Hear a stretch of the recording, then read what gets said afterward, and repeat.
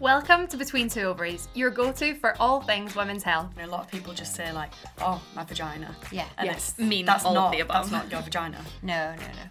Well, it is. We're here to cut through the confusion, bust some myths, and give you the facts straight from the experts. You cannot still believe the amount of people that come to a gynecology clinic saying that they don't look right down there and they need something doing about it. We're keeping it real, bringing you honest conversations about topics that matter to you. Everything goes back to the menstrual cycle. Yes, it's a low-risk procedure, but it's not a no-risk procedure. From periods to menopause and everything in between, we've got you covered. So whether you're here to learn, laugh, or just listen, you are in the right place. As soon as I said it. So, we wanted to do a little episode on PMDD, so premenstrual dysphoric disorder. Now, we thought it was really important to do this episode because it's getting a lot more traction recently. People have actually seemed to have heard about PMDD. So now when more people are hearing about it and more people are talking about it, I think then there's a lot more misconceptions. People are unsure what it is, and we wanted to kind of dispel some myths. And we've also got a special guest. Yeah, so we're very excited. So a very warm welcome to Keisha. Thank you. Welcome. So Keisha is a PMDD sufferer and strongly advocates for awareness after a difficult path to diagnosis. PMDD doesn't define Keisha. She is a wife, she is a mum of two, and she enjoys spending time with her family and her multitude of pets, which I really hope we're going to hear more about in this episode. So thank you, Keisha, for joining us. We're really happy that you're here. Thank you for having me. Yeah, we thought it was really important that we had somebody on that has PMDD because, again, with all the misconceptions around it, we wanted to kind of try and dispel some of the myths because you aren't just PMDD, you have a lot more going on in your life than that. So we wanted to firstly, if it's okay to jump in with some questions, ask you how you received a PMDD diagnosis. And I feel like this maybe is a little bit backwards way of looking at it, but I think because the path wasn't straightforward, like you didn't go to a doctor's, have a blood test, and then we're told you've got some kind of condition, we thought it might be best to kind of speak about how you got a diagnosis first, and then we can kind of work backwards from there, if it's okay. Yeah, of course. So, I mean, I started having symptoms when I was a teenager, went to the GP, and I think a lot of teenagers that have like, depression, anxiety, things like that. And it's not to say I didn't have depression and anxiety when I was a teenager, but definitely more going on. I saw loads and loads of people, and I don't actually know the name of them, but like the psychologist people who like oversee people, and they do like reports and stuff. And there's literally one, and I tried to find it actually to like directly quote it, but it was something like, Keisha describes a clear 2-week period of feeling okay, and then 2 weeks of feeling like she wants to die, basically. And then it was like, yeah, but she just has depression and anxiety, and it's like, okay, cool. And Crazy. so that went on, I know. So that went on, and I'm kind of just like going back to the GP. It was on various medications and stuff, which we'll talk about later, I guess. And I had my daughter when I was 18. Was on medications and stuff that was kind of just like treating general stuff. So like general background anxiety, depression. Yeah, it was like general which kind of like, I mean, they are symptoms of PMDD, in those like 2 weeks or 10 days, whenever it is, however long people experience those symptoms for. But I don't know, I guess then and even now, like GPs didn't really even know what it was at all, and I didn't know what it was either. Like it was and so basically, so I had my daughter. I started to notice more when it was in the month that I was like having the worst like symptoms of like bad mental health and stuff. And then I saw an advert pop up on Facebook, and it was like, are you a woman who has these symptoms at this time of the month? And I was like, not like, yes, I do. I was like 22 or 23 at this point. So, it'd been going on for as long as I had periods, and I started my period when I was like 13. So it's like, almost, 10 years. And it was like, sign up for a study, and I'm like a chronic, what's the word? I like chronically apply for studies and like research and stuff. So I was like, yeah, I'll do that. It was a drug trial for PMDD, and so I like sent the email over. And so at this point, you didn't know what PMDD was. I had no clue what it was. But you were like, but these symptoms. This sounds like me. Yeah, this is me. Yeah. So like. So I sent the email, and the one was like, yeah, so you've just got to fill this mood diary out for 3 months, and then like we can decide whether or not you have it. I did it. It was like really extensive questions, like every single day of the month for 3 months. And at the end, she was just like, yeah, so you've got PMDD. And I was like, Oh, wow. cool. So that's like, how you got a and that is how the diagnosis? diagnosis came about, yeah. No so way. so then like I did the trial after that. Cause, It's crazy hearing you say that in your report from the psychologist, it literally said 2 weeks of the month like, you have these yeah. symptoms. Like actually just they wrote down what they it was. exactly, yeah. And then, but they even were like, oh, but we'll just give you medication. It's That like then still doesn't actual get you a catchphrase. diagnosis. See what you like. Say what you see.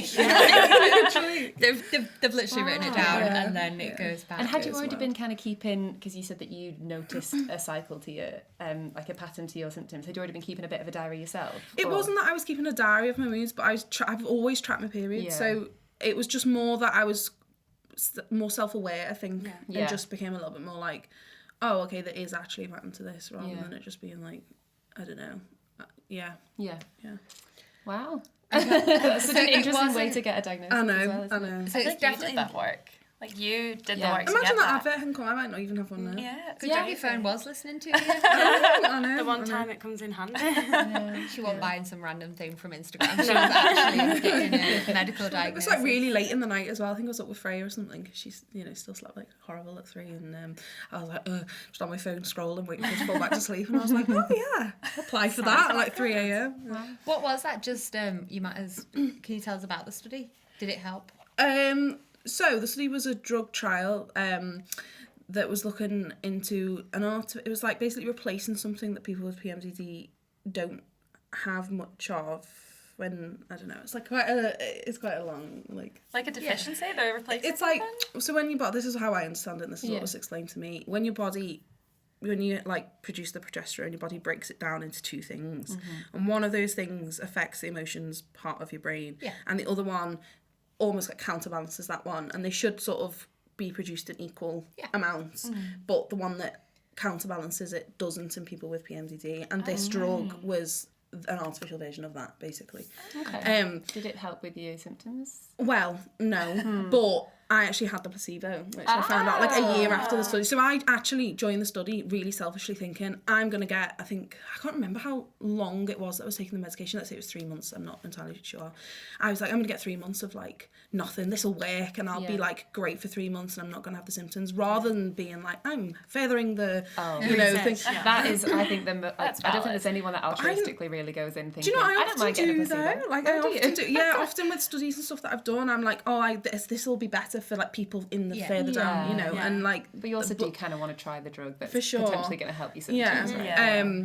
So it was an injection as well. It wasn't even like I just had to take a tablet. Like it was injections every other day for 2 weeks before your period was due. And it was a blind trial, so they didn't tell you. No, I only found out a year later when I also found out like the results of the actual study, and it turned out that it didn't. There wasn't. I said other things, but That's a shame. yeah, it didn't help, and it was done here But it in helped Germany. you, and to stuff. be fair, to be able Well, to get... Got the It diagnosis. got the diagnosis, yeah. So it Yeah. definitely helped in that way. And we've said a lot about like symptoms and sort of touched on depression and anxiety, but I personally don't know much about PMDD. What other things did you find were symptoms and sort of made you think this isn't normal? So I mean, suicidal thoughts probably like a big one. Hopelessness, irritability, like incredible irritability, where it's like the feeling that everyone is just there to annoy you, like, and like, but they're doing it intentionally. And then another one for me is like I almost get completely emotionless. Like I do not, no matter how much I care about you or love you, I do not care about you in that time. Like it's like I could say horrible, nasty things and just watch someone cry. It just sounds horrible. And feel nothing. And just be like. Almost like disgusted that you're upset. Like it's so intense. Yeah. It really numbing, and like just kind of it's almost like being a different person, and then coming out And of it's it. just for them days round. Just for them days, and then period comes, and I'm like, oh, whoops. Different person. Sorry. Yeah. How long did those symptoms tend to last with you? Was it up to 2 weeks? Or It was about 2 weeks. I from ovulation really up Yeah. until, and I ovulate quite early, so so a long time. Yeah. yeah. So you've got 2 weeks, your luteal phase, so that's the second part of your cycle. So after ovulation, you've got that 2 weeks where progesterone becomes more dominant. So you've got the 2 weeks where you're feeling awful, like you've just said all these different symptoms. and then you have your period, which is not the best time of your life because you're obviously bleeding, you potentially have got cramps as well, and then you've got like a window of like 7 days, yeah, Where you yeah. feel where okay. you After, feel okay. Yeah, it's quite a lot of your life really. Really, It's a lot, yeah. Yeah. It's more than half of your year, isn't it, when you put it, especially if you ovulate early on in your cycle. Yeah. So you're actually only getting 7 days or so of feeling normal. And then you're straight back into another 2 weeks of feeling horrendous. Yeah, it must be And really so, hard, yeah. in this study, you were getting the placebo drug, but have you tried any other like treatments or anything that worked or didn't work? So in terms of treating just the PMDD, which obviously only came after the trial, I was given 2 options, which are apparently they're not actually directly for PMDD, but they're like the ones that are shown to work the best for PMDD. And one was using estrogen gel every day, and then I had the marine coil as well to protect my womb. I think that's as well. Yeah. And the other option was fluoxetine, which is also known as Prozac, which I didn't pick just because I have been on quite a lot of antidepressants in my life, and I just didn't want to go back to that. And it for me, they just didn't help me. Right. Although I did try fluoxetine, not last year, the year before, because I had to come off the gel and the coil in order to have our second baby. Yeah. And I really it wasn't a good year. So did like go to fluoxetine, and it did help. But I didn't love taking it. Right.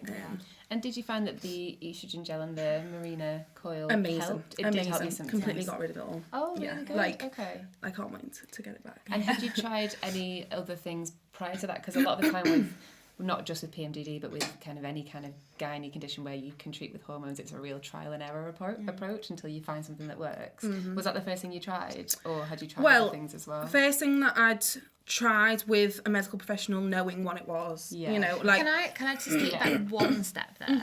So you did the trial, someone was just like, girl, you got PMDD. Then you had the placebo. And then where did you go from there? Because this is what people find difficult, getting kind of like, I know you had kind of Facebook diagnosis through professionals as well. Yeah. But then could you go back to your GP and say, look, I've got this? Or who did you see? Yeah, so the lady who oversaw the trial in the women's, she wrote like a little slip. I actually found that the other day as well, and I forgot it even existed. It was like diagnosis, PMDD, and then it was like treatment options, and it said fluoxetine or the estrogen gel and the coil, and then I took it to the GP and I was like, Okay. yeah. Great. I wouldn't have known if it had been that easy to, like, in a sense. I guess you've gone like a different way around, which is great. You got your diagnosis, but you've gone the non. Yeah, I mean, I went to someone medical route. more, I guess, experienced, and then took it to Yeah. the GP rather than the GP then referring me on to. Yeah. What about, so say that hadn't happened, well, now you've got that experience. For people who are listening who think maybe they have PMDD or have PMDD but are struggling to get treatment, what kind of advice would you give them for, like, if they were going to their GP, what advice would you give them to help them get the most out of that consultation? You know, like, should they go with certain information? Or I would go and basically say, I think I have this, rather than being like, these are my symptoms, what do you think? Yeah. I would personally go and say, look, this is what I think it is, and like, what can you do about it if it is that? Because I feel like they'll go to like so many other avenues before actually thinking about that one, and I reckon some of them still don't even know that PMDD actually is a thing. Yeah, no, I think you're right there, because it's not, even though there's more awareness than there used to be, it's still not amazing. Like with a lot of gynae conditions and also a lot of mental health conditions, the awareness amongst like medical professionals isn't always as good as it could be. So if you can advocate for yourself, then that's a really good thing to do. Was their Facebook page the first thing you'd seen about PMDD? Yeah. So that was you saw the symptoms and thought, and then. Yeah, because I think as a woman as well, you're kind of just led to believe that like it's normal to feel like bad before your period, or you know, I don't know, just that it's just part of being a woman. You just have to accept it. And I guess it's not. I mean, I don't particularly talk about with my friends, or I do maybe sort of now, but like when I was younger, about like exactly how you feel before that time. Yeah, it's hard to know what's normal and not normal, because I will say as well, when you've got PMDD in that time, it's very hard to go, I know this is because of that, and not just, you know, I don't know how to explain it. Like, I can now quite well, tracking periods really helps me to know that that's probably why I feel the way that I do. But beforehand, it was just, this is how I feel. And I'm just acting how I feel, and it's everyone else. It's not me. It's, so I think, like, it's hard to actually, like, have that awareness to then go, oh, might be something else. I guess you've also got the thing that, like, you're tracking your cycles and you can tell that your symptoms fit in with your cycle. So you know that there's a cause, which is the fact that it's related to your period. So then you might think that it ends there and this is just how you are on your cycle. But you need someone else, ideally, to then be like, no, actually, Keisha, like, that is an extreme version of how you should be feeling just before your period. But it's hard for you to know that when you don't even know what PMDD is. It's never been mentioned before. I forgot to mention before, but for the PMDD diagnosis, I was diagnosed with psychotherapia, which led to them wanting to put me on mood stabilisers, which are it's quite a heavy thing. Like, you know, I was on like kind of bog standard antidepressants, I'd say, like sertraline, mirtazapine, citalopram, which was on for years, and then they're like, now we want to put you on quetiapine. And like, I don't know, I think about now how the antidepressants affected me. Like, I feel like they really affected like my memory, which I don't know if it did, but I feel like they did, and that really bothers me now. So they really affected me with my, like I said, my memories and stuff. And then they wanted to put me on quetiapine, so they took me off the citalopram and was like, we'll get you ready for this quetiapine. And that's when I noticed that my moods really did get worse. So although I had the up and downs when I was on the citalopram, they were kind of numbed. So like it worked to a degree, but it was like the whole month was just numb and boring and flat. Like there was no better.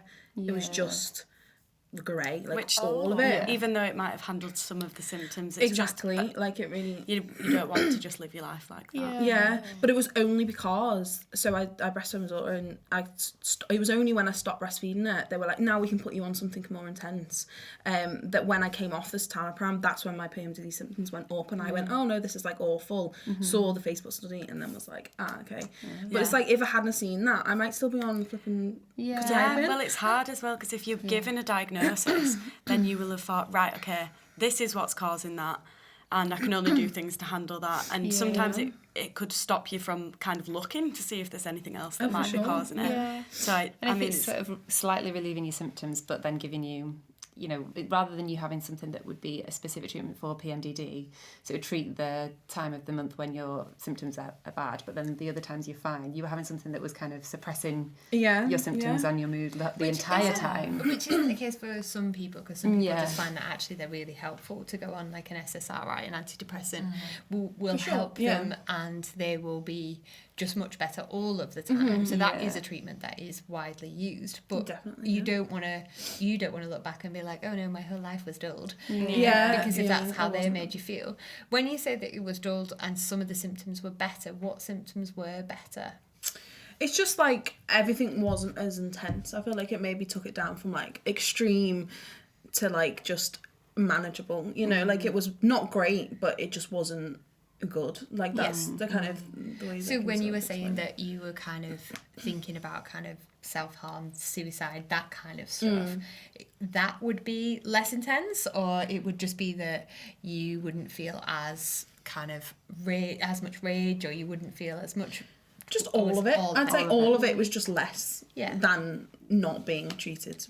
But not there. Yeah, enough to notice, but just not enough for me to be like, this is good. I suppose in one way it must be a bit comforting, because it being kind of dulled rather than kind of having these extremes.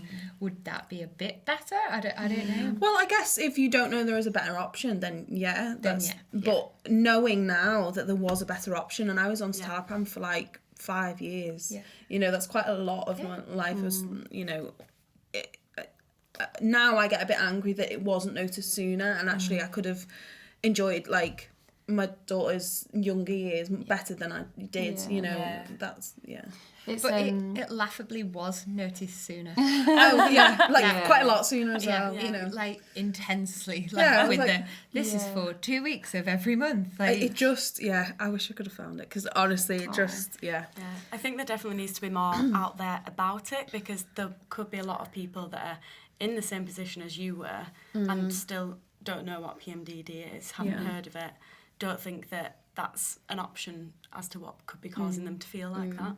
Because and as Nick said, like there will be people out there that, and we know that there are people out there with mental health conditions, anxiety, low mood, depression, that then get flared up around the time of their cycle, who would benefit from something maybe like quetiapine, something that helps them all month long. But then you've also got people whose symptoms are just related to the cycle, and PMDD is that should be the diagnosis there. But then if someone says to you, I know you've probably got this, but let's just try this and see if this helps, that's fine, because it's like an informed decision. But if no one's even thought of PMDD, then it must be quite frustrating looking back, thinking that you had essentially not the wrong treatment, but it wasn't quite right. It wasn't as I optimised as think it it must could be have been hard for when you. like other mental health conditions do overlap, because like I definitely did have a level of depression as a teenager and anxiety, and still have anxiety generally now. But how I manage that now is very different to how I felt when I was a teenager, and how a lot of teenagers do feel quite depressed, don't they? And like, it's not a great time, is it? So if you're just like depressed for the other 2 weeks, but then you're depressed and actually want to like kill yourself and actually hate everyone and whatever, I can see where there's kind of like that struggle to go, well, this is linked to your cycle and not just a bad patch, and then if you don't have regular periods, or you don't ovulate regularly, or you don't track them, then that can become even more confusing. It's hard because it's not like you can just do a blood test and be like, right, this is what you've got. It's there's lots of symptoms for different stuff psychologically that'll overlap, for sure. And it can be hard to determine what it is to cause it, but if you don't know what it is, you don't know how you can help. It's hard. And I think one thing, like we talked about, you said that sort of our tagline, the Marina Coil, was like amazing, it really helped, you should know sooner. But a lot of people now like seem to want to not use hormones. So you said you track your periods and that kind of helped things fit in. Is that like the self-help, self-care kind of things? Is there anything else there that you think? For me, I'd say that's the thing that helps the most. I know that people take vitamins and supplements. I have tried, but I probably haven't tried long enough without anything else to say that they do work or not. So ashwagandha root is one that's meant to be quite good. Magnesium, calcium and zinc are also meant to be quite good. I think generally they're all meant to be quite good for women's health anyway, but so those things. And then there are a couple of links that I was sent after the study, which truthfully I've not looked much at, but they are meant to be like if you good send self-help. us those links, what we can do is put them at the end of the episode as well, and then people might find them useful. Cool, we'll do. Any of those vitamins and minerals and stuff, did you use any and think that you felt a difference, or? Well, this is what I was just saying, like I have used them, but personally couldn't say that they definitely did help me, just because I feel like there's so many other factors that like could make you feel good or make you feel bad, I feel like placebo as well. I feel like I'll take a vitamin one day and I'll be like, I feel so healthy. Definitely. Has it worked? And I've also not ever been not on something really, to help with something. So it's, whether or not it would be that or that, it's hard to say. But I do, the other thing as well is that there are some Facebook groups which I found quite helpful. And a lot of people in there do find that these supplements for them work. So the self-help groups sound really good though. So did you find those yourself? Yeah. I'm in a Facebook group for everything. Every pet I've ever owned, I'm in that group, and I'm still in them. I think it's nice. It's a bit of a sense of community as well. And definitely. It's nice to speak to or even just read messages from other people that are experiencing similar things that you are as well. Yeah, and like not everyone in the group is in the same point in their like cycle at the same time. So if you post and you're in that really bad place, other people can rationalise and go, "Oh, this isn't gonna last," like you'll be okay, or whatever. Like a little group of friends up there. Yeah, you have said that there's a downside to those as well, though, because some people have got extreme views. So, for example, a Facebook page isn't like regulated by somebody saying, actually, guys, that's not right, or that's not true, or that's not happened, or that's not been the right information that you've been given. So I think that can be quite difficult, especially if somebody's in a dark place and doesn't have the support of other people around them, and they're relying solely on a Facebook that would group. Of course. There's some risk, isn't there, to just being in a group of people that feel like you do. Like it's kind of but generally I found them pretty helpful, helpful. and kind of Is there anything else, any like self-help things, anything other than obviously vitamins and supplements are things that you can kind of do a bit of research on and see if they do help, and then self-help groups are an amazing resource as well. One of the things when you look into like how you can treat and manage symptoms of PMDD, as with a lot of things, it's like lifestyle factors, which is a bit of a like broad term, isn't it? But did you find anything helped? Like, was there anything that you cut out, like caffeine, alcohol, smoking, or like anything you started that you would say actually helped, or not? It's fine if not. But just for people who are listening, if they think, oh, maybe I'll try that, but I don't know whether it'll be useful or not. Yeah, so for me, I've never actually cut out any of those things, and for long enough anyway, and to notice a difference. But obviously I do think that if you do those things, that's probably going to benefit your life and, you know, your health. On the groups, people do try all kinds of stuff. Obviously people are very desperate, and you'll see people saying, oh, this really helped me, and they'll advise that thing, or they'll advise that thing, this worked for me. And I mean, you see that in everything, don't you? Like, I mean, I'm guilty of, I'm like, get the estrogen gel and the marina coil, it'll fix all your problems, but they might not actually work for, you know, not everyone. someone But else. if it's helped you, you want to be able to pass Of course, yeah. You want to help experience others, Yeah, but yeah, for me, I haven't actually like cut out any of those things for long enough. And in a sense, when you'd got that treatment and you were so good, in a way you're kind of like, well, I know what the cure is for this. Yeah, like I don't have to do anything else now. I don't need to do Well, that. that's perfect, isn't it? Because then you don't have to change your lifestyle, but you've got a medication that's like helping your symptoms. That's amazing. Yeah, because I think changing your lifestyle, if it's going to help for certain parts, is great. But if you had to fully change your life and like live a life in the way that you weren't enjoying it, you don't want to there's just not that much benefit Especially from when that, you're is in there? that period as well. Like, Yeah. you know, I might be able to do all of that. I might be able to not drink caffeine or have one coffee a day for 2 weeks. And then, you know, in the time where I feel like awful, I don't care. Like, it's not, again, it's not me, it's everyone else, you know, it's... So we've touched a bit on about how there's a lot of stigma with not just PMDD, but, you know, any kind of women's health issue and mental health issue. So it's have like you... additional, isn't it? Yeah. Because it's not Extra just stigma. women's health, it's women's health. It's both. And it's like a dual mental stigma, health. isn't it? It's like both. But have you found, either from personal experience or from, you know, in, talking to other people with PMDD, what are the biggest misconceptions that you get when you maybe tell someone you've got PMDD, like in work or outside of work? What are the like frustrating things that you notice people think about it? I think it's just, that it's just PMS, it's just bad PMS. You know, and I think I've been guilty of actually describing it in that way before. Which years ago, which I shouldn't. No, I definitely shouldn't. But when people can't understand and they can understand PMS, like it's and I don't think you're to blame for that, because actually when you look at what PMDD is, like what it's defined as, in the first few sentences it will say it's a severe form of PMS. Because people's heard of PMS. Exactly. Yeah. And I don't even think it's been on the, I mean, if anyone knows differently, it's been on the mental health, is it the DSM? It is now. I Yeah, think, it is now, but it hasn't been on that for long. that long. So, you know, I mean, not even sure it was on when I actually got my diagnosis. I think it was just kind of, it's just a severe PMS. Like, I'm pretty sure that's how it was actually explained to me. Right, And so, and I guess as well, when you haven't experienced regular PMS, how do I know it isn't just bad? You know, obviously I know now, but like, you know, at that time I probably just thought, this is just bad, like PMS. People just... But if you're like, not like talking to other people and you're not like, oh, Lorna, how are you just before your period? Yeah, you don't. Like, you could be like, oh, Lorna's got the same feelings as me, but actually she's just coping with it much better. I think like, do you know, if you're not having those conversations, How are you supposed to know and what they're you're difficult experiencing? conversations that potentially you're not going to have when you go to the water fountain at work.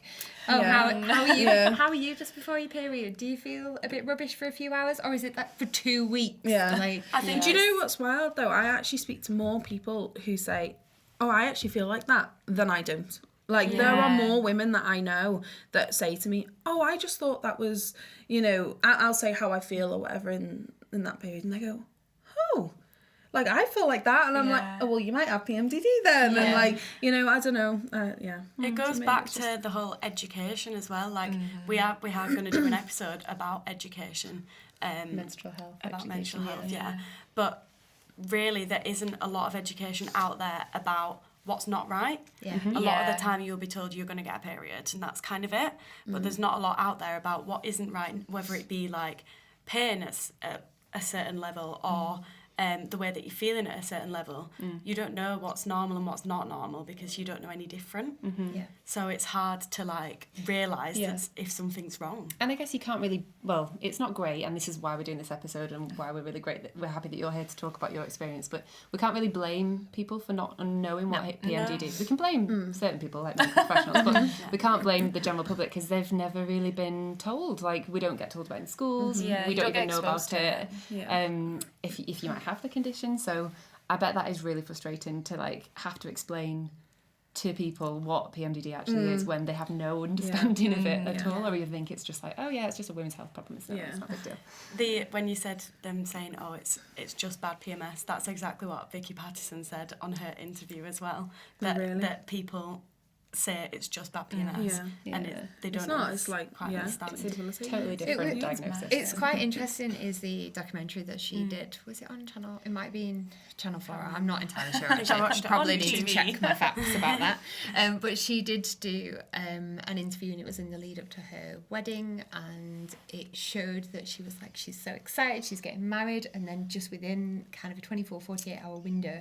she was like, I can't get married, I don't want to get married, I literally feel like not being here, I can't cope. It was just the juxtaposition between the two people was just massive. Yeah. And I think stuff like that really does bring it to the forefront of people's minds, because if you can visualise somebody going through this, you can kind of get your head around it a little bit more. That isn't just bad PMS, is it? Like, Not just as PMS. funnily enough, not last year, 2023, I got married in the end of October 2023, and we were like planning to have the baby at the soon after the wedding. So I actually came off all the marina coil and the estrogen gel at the beginning of the 2023. So I had quite a similar experience that year of like it being like, oh, I was excited for the wedding, I was planning the wedding and everything, but then would have periods where I was just like, no. And like Jamie, my wife, she's like, she tells everyone, we nearly didn't get married, and I don't know for sure whether or not we were at that like really bad point. I mean, she remembers it to be like awful, and it wasn't great, but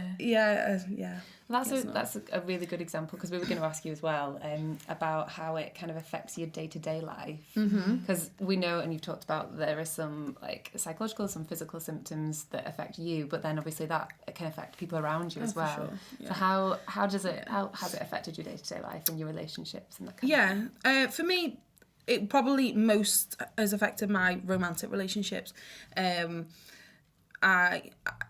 One of the main symptoms, and I was going to mention this earlier, but is it's called relationship OCD, and that's not something I ever really thought was I didn't know it was a thing. It's something that I've kind of like Googled, like, why do I feel this about my partner? Like, and it's intense. It's really bad. Like, I can go from being like madly in love with her to like the next thing, like, ugh, you repulse me, like, and questioning everything, and it's like, it's horrible, and I hate feeling it. And this is why, for me, tracking my cycle really helps, because I can go, I only feel this because I'm in this time of my month, and then if I don't feel like that after, then I know that, you know, that that's not actually how I feel. And you're still okay. And then I had a relationship before that where I mean, it was a bad relationship, but then she would say to me, well, you only feel like that because of your PMDD. And it would be this control thing. And I actually stayed for so much longer. Even though it was a bad relationship, she'd tell me it was PMDD, and I go, it must be that. You know, so then that affected me in that way, where I didn't really trust my own judgment of that relationship, I guess. And then in terms of before, going back to that, like, I just make people cry. I can be really nasty. I'm not a nasty person, you know, I'm really not, but like, I don't care. And I've sent emails before being really ragey and like, you've done this on purpose, and then have to face them, you know, like the next week and be like, sorry. But that's the thing, it's not, that isn't you, is it? That's a symptom of your diagnosis. But they don't know that. They don't know and you know, if I was to You say, can't oh, it's just follow it too up hard. with an email being like, sorry, PMDD. And even if I did, what, you know. And also, I think it makes PMD not sound like a proper diagnosis by being like, sorry, that was my PMDD. It's a bit like, sorry, the dog ate my homework. My periods, Feels very much like women's problems. Like, For whereas sure. actually, you're like, no, it was PMDD. It was PMD talking. Yeah. It was not me. Yeah, Because you've said you 100%. don't feel like you in a sense for Yeah. that time of that kind of 2 weeks, but it just kind of it belittles it in a way by kind of saying, oh, sorry, it was just not you, not me. I think especially it must be really hard to do that when people don't have an awareness of what it is. Yeah.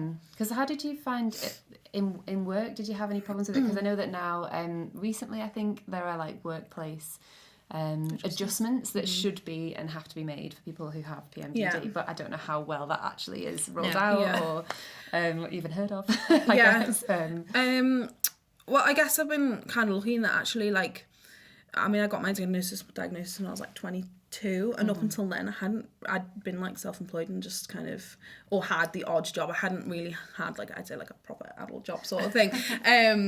So I haven't needed that in my workplace, and my work now are fairly flexible without me having to say it's because of X, Y, and Z. You know, that's good. And I also had like a male manager who was just like anything mention of a woman's problem, he'd be like, oh, just okay, just work from home, it's fine. So yeah, it kind Can you imagine? I don't want you bleeding all over the office. So Okay. Yeah. Cool. Can I go back to a question that we weren't actually going to ask you, but I've just kind of thought it might be quite interesting. Love this. We're just putting you on the for it. spot. When you were pregnant, what happened with your PMDD? So it went away. Yeah. But I did, when I was pregnant with my first, my mental health wasn't that good anyway, because it was I was just struggling with general anxiety then. I was quite bad at the time, and so I remained on citalopram all the way through that pregnancy, all the way until she was like 3.5. This pregnancy completely went. Yeah. And then came back, and I've got my period back 4 months after having him, and it's PMDD's back and forth. But yeah, and the other thing that affects life-wise is that we have to now plan when we have the next baby based on how long we think I can cope with these symptoms. So I was very much like, oh, well, with my first, I didn't get my period back till she was 8 months. So I was like, okay, well, then that gives us a little bit longer, you know, like say like 6 months until we want to try it again. But now it's come back sooner. I'm like, no, we need to try again when he's 1. Like, so then I can just have the baby and get back on. But then, I mean, I might not have actually had one that soon if it wasn't for having to factor in. You said that you breastfed with your first as well. How were your symptoms during breastfeeding? Did you find that they came back, or were they still okay? So long as my periods weren't there, I was okay. Yeah. But then, so I fed my first for quite a long time, and once my periods come back, breastfeeding didn't, for me, affect anything. It was just as bad as just more related to your periods. Yeah. Okay. Yeah. So now, presently, I know obviously you're in between deciding regarding pregnancies and not on treatment, but kind of suffering with the symptoms that you have with your PMDD. Is there a kind of a multidisciplinary care for that? So we've said that we know it's a mental health problem and also kind of under the umbrella of women's health. Do you kind of get to see both sides, or do you get to see somebody that could help from a psychology side with CBT or something like that? Or is it very much focused on the gynae? Do you see anybody? So I don't see anyone. After the study, I was just handed back to my GP. Yeah. They didn't really do anything other than go, what do you want? I'll give you that. You know, out of those 2 options that I mentioned before. And then I was just left to it, I guess, because it was symptom free. And then when we were thinking about having our eldest, or youngest, sorry, I went back and was like, look, I'm going to have to come off this. And actually, the GP who I'd seen was not even really aware that there was anything. Was like, what do you mean? And I was like, well, you know, because I've had this history and they've got this, and I'm going to need something. I'm going to need to like talk about it with someone, because I can't just be left for a year. Can't stew on it. Yeah, and not have some medical professional know that I'm then going to have these symptoms back, but not have anything. Yeah. You need So like something in place as a yeah, support, so that's yeah. why I then was given the fluoxetine as a kind of, because fluoxetine you can take as and when. It's not an SSRI that you have to take for it to then build up. You can, for a treatment of PMDD, just take it during those days and then come off it and then take it again, which I quite liked about it. There was only a couple of months that I needed to use it. Yeah. Using it just Basically.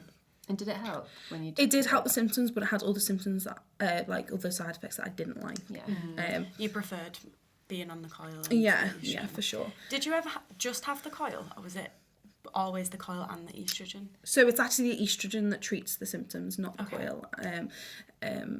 So you want to suppress ovulation. Yeah. So that is the main aim of treatment. Yeah. So you would just be on the estrogen really to suppress ovulation, but we know from past episodes that you can't just be on estrogen, because then you're just growing the lining of your womb and potentially could go into a hyperplasia, atypical hyperplasia, or endometrial So cancer. the coil was for like health reasons, and then the cream to treat. Yeah. Yes. Yeah. Yeah. And for someone listening who might think they've got PMDD or might have PMDD, do you have any top tip or top piece of advice that you'd give them? Yeah. So track your periods. That is the main one that I would say, because you just having more awareness to where you are in your cycle makes a big difference. And you can, when I'm in that period, I might make less social plans, or I find sleeping is quite helpful, because I'm not thinking, I'm not in my head, I'm not around people to be nasty to them, so I might go to bed a little bit earlier, so I'm not stewing on my phone or trying to get in a fight on someone on Facebook or whatever, and the other one as well is don't make any big decisions in that period, in that time as well, because like I said, especially the relationship OCD one, I know people who break up with their partners on a monthly basis, because they're like, I hate you and everything about you, but then regret it, and just all the big decisions as well, impulsiveness. That's really good advice. Yeah. Really good advice, actually. I thought you were going to say track your symptoms so that you can advocate for yourself when you see a health professional, which I also think is a good piece of advice. But I didn't even think about, guys, don't make the biggest decisions of your life because you're not in the best headspace. That's a really good Do you piece of use an advice. app to track your periods? Yeah. Yeah. I use one called My Days. It's got adverts now, which is really frustrating, but I don't like change, so I won't get a new one. That's the one I've always used. But obviously it's great that you use apps, but actually for people who maybe don't want to or don't have access to apps, you can just track your cycle by writing down what's diary. Even just a notepad, you can write down when your period is and when your symptoms are. The international PMDD that we mentioned earlier, they have a cycle tracker, so you can kind of print it out and write in and tick out boxes. You've got to do what suits you. What works, But, it's also, we're not sponsored by an app. But some people, I would be someone that I do like apps. I use apps. They make my life easier, but I prefer, if I can, to just do it incognito, so no one's getting my data. I don't know why I'm like this. I wouldn't think about that. I just don't like being, and we had this discussion the other day, I don't really like being on my phone if I don't need to be on my phone. You like to write things down. Hence I have a paper diary. I have a paper calendar. I love a Google calendar. It's Jamie. No, a paper calendar. Oh, a paper calendar. A real life one. I love Google Calendar. I'll do. I carry around with me everywhere. I like writing stuff I don't. I'm like, wait for me to get home and then I'll let you know. That's nice though, because that gives you more of a That gives someone you time to be like, I don't want says to do that, it. are you free on this date, and you don't want to tell them that you are. You're like, I'm not sure. I check my I'll have to calendar and it's not free. So we also have a few myths, and we thought it might be quite fun to chat about them with you on here. see if We you've don't heard about them expect you to before. completely bust these myths and tell us all the facts, but we'll just have a little discussion about them. So one of the first one that we've got is, like you mentioned, about people saying PMDD is not real, it's just bad PMS, which, as we've discussed, is not the case. No. And on all the guidelines that kind of tell you about diagnosis, PMDD is not just a bad form of PMS, it's something completely different. PMDD is actually a psychiatric condition. It's not related to having abnormal hormone levels. It's related to you being more sensitive. More sensitive to differently hormones. to it. So it's not just bad PMS. No. That's we definitely want that message to come across from the episodes about PMDD. And I think one that tails off from that is when we were having a little look online, a lot of people were saying well, there's no point chasing a diagnosis because no one can do anything. But I think we've kind of talked about that's not true, is it? Like, No, not true at all. No, and especially from your experience, you did find a treatment that worked perfectly for you. Yeah. It's just unfortunate that you have to start and stop it based on when you Yeah. want to have a baby. Yeah. But you know, at least there's hope out there that like you will hopefully, if anyone's listening with PMDD, hopefully we'll find a treatment that works for them. For sure. Yeah. Yeah. And you didn't even need, in a sense, the trial and error. You're like, you tried that treatment and you were like, gosh, This I'm is a different person. Oh, this yeah. is amazing. Yeah. One of them, I don't know if this is true or not. Maybe we just get your perspective on what you thought of it. But we found that people said PMDD was worse in the evenings. Is that ever anything you've experienced, or I suppose it's different for I think it everyone, isn't depends what you're doing in the evening. I think, like I said, like sometimes if you're in your own head, and this is with any mental health condition, I think if you're in your own head and you know, got time to think about stuff and fester and stuff, it can be worse. Yeah. You know, some of my worst like moments, I guess, have been in the evenings, but that doesn't.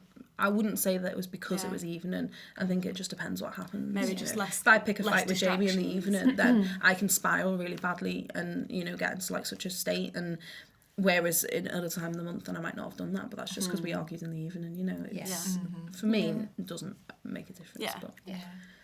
Another one we had was, and I guess we've sort of touched on it, is that you have to have a regular cycle to be able to have PMDD. And I guess we've said you have to ovulate. But for someone who maybe has like PCOS as well, which we've talked about in another episode, where you don't always ovulate, I what's the think link? That's a tricky one, isn't it? Yeah. I think it'd just be a lot more difficult getting a diagnosis because Yeah. going back to that first bit where you were like, Keisha has symptoms Yeah. for 2 weeks of Yeah. every month. Well, that's really easy, but if you're PCOS and you And have even then it's pregnant not regulars, well, It's easier to see, not to deal with. to actually make a plan for I it. guess Yeah. you'd say like people who have irregular periods can also have PMDD. Oh, yeah. And people who have PCOS can also have PMDD. Yeah. It's just probably more difficult Yeah. to realise that that's what it is Yeah. because it's harder to track your symptoms with your cycle. I think it's interesting as well with when people with PMDD have gone through the menopause. I wonder if Well, that symptoms should just- resolve your symptoms. Yeah. So I've heard that people with PMDD have really bad time during menopause. During like the perimenopausal period. Yeah. But that's probably because you're ovulating all over the shop. yeah. So it's So probably hormones all over the shop. not that it's easy to deal with having 2 weeks that you know there's going to be terrible. It's not at all. But you would know it's that 2 weeks because you can track your cycles Yeah. really very easily. Yeah. A lot of people, when they're going through perimenopause, menopause, it's difficult to track cycles because you kind of ovulate a bit all over the shop, so your periods can be heavier, lighter, 1 month there, 1 month not. And I think it would be a lot more difficult to work out what the symptoms were and what was going on. But kind of the same with PCOS. Yeah. Like, I think it would be a lot more difficult to work out exactly what was going on. Yeah. Definitely. And then as well, getting pregnant will cure your PMDD. So obviously we discussed that your symptoms went away whilst you're pregnant, but I suppose it's the complexities, isn't it, of coming on and off the medication that is helping you as well. And it's not going to be a cure. It's not a It's cure, not a it just cure. fixes it Quick whilst fix. It's you're just, pregnant. a quick fix. And it's a really difficult one as well, and I think people say this really too easily, like, just get pregnant. Oh, yeah. Well, what if you can't get pregnant? Or Also, what if you don't want want to to? be? But that's not, you can't just do that every time, can you? Yeah, You I can't think- just Just back have to a back baby. pregnant just to... They're not, permanent. Say your symptoms are so bad that it's like affecting your relationships and like your mental health is really bad, then surely that's not the best time to then drop a bomb in your relationship and have a baby. Yeah, It's yeah. not as if babies make everything easier. If you don't have like a treatment plan for after as well, like you then just have PMD and a baby, and that's not a great situation to be in, you know. Not at all. So you might have some respite while you're pregnant, but it's definitely not a cure. And having kind of a robust plan for afterwards. For sure. Yeah. When you've already got kind of massive change in hormones after you've had a baby, and some things to look after. And no sleep. I think also a robust plan before, because if you're on hormonal medication and that you have to go off to try get pregnant, as we said, you were pregnancy really is not sensible always with, like, you go kind off it of- and you're pregnant straight away. It can take time. Well, you were really sensible with going to see your GP and saying, look, I need to be for on sure. a treatment to come off this treatment, which made it probably a little bit easier, but obviously not. But I knew I had PMDD, and I knew that, you know, you knew what was I knew there. what I was like when I wasn't on something. So it's In hindsight, I wish I'd just come off it a bit later, but a full year of it was a bit much. But you know. Okay, the last one, which, you know, we've spoken about a little bit, was that PMDD will totally go away if you get your supplements right. And I think we've said, like, life's too complicated for that, isn't it? Yeah, I think they're probably like a good thing to take, but Yeah. it's not gonna. I think if something works for you, stick with it. That's amazing. And if you want to take them, take them. Yeah. But if it doesn't, then it's up to you, isn't it? Yeah. Yeah. I don't think it's going to be a cure, is it, by any stretch of anyone's imagination? Well, Amazing. thank you so much. Yeah. It's been great to have you on, and I hope that we have managed to dispel some myths around PMDD.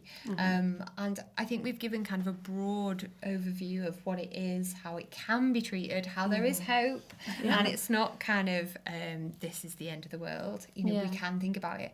I think it's that getting that diagnosis at the beginning, and as you said, tracking your periods for so many reasons is really helpful when it comes to this. For sure. Well, thank you. Yeah, it's Thanks been for having great. me. Thanks for coming on, our first real life guest. Really enjoyed it, yeah. Well, thank you. Lovely. Okay, so as always, just a quick disclaimer to say that everything we've discussed are our own opinions and shouldn't be taken as medical advice and are not associated with where we work. Yeah, so if you found this episode interesting, comforting, you know, if you took anything away from it, please do like it on wherever you're listening to our podcast. Remember to subscribe, and if you've got a minute, leave us a review. Tell us what you thought. So it might feel like a small thing, but it really does help make a big difference if you give a 5-star review, because it helps push the podcast out to more people so we can keep breaking down barriers, busting myths, and making sure that everyone has access to this kind of information. Yeah, and we want these episodes to reach as many people as possible. So if you're up for being a part of that ripple effect, then please hit those buttons and help us spread the word. And make sure that you're following us and engaging with our content on our socials at Between Two Ovaries. Thank you.